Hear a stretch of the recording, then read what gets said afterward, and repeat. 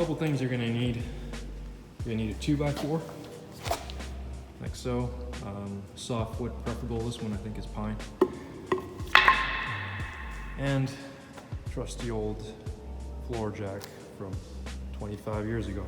It can be a pantograph jack, like a spare tire jack, or a hydraulic jack like that, but we're gonna use a hydraulic jack this time. Someone will come around here, lean right on the door, have a conversation while you're sitting in the car. Causes the door to sag over time.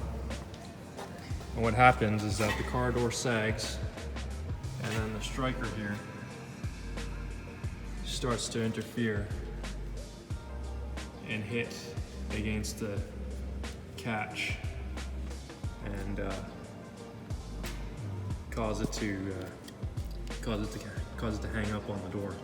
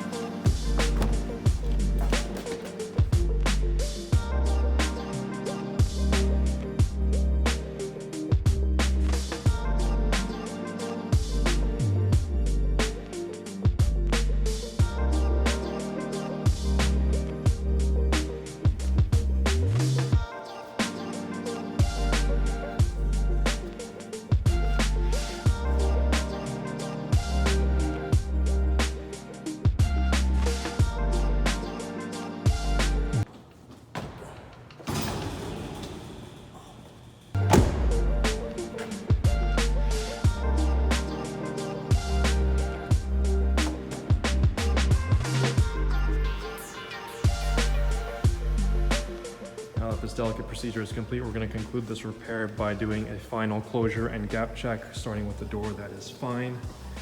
We don't expect any problems. Of course, this being the undamaged door that closes without any hang up, and this is just for comparison purposes. So the passenger side door doesn't have any hang up, and the side that was repaired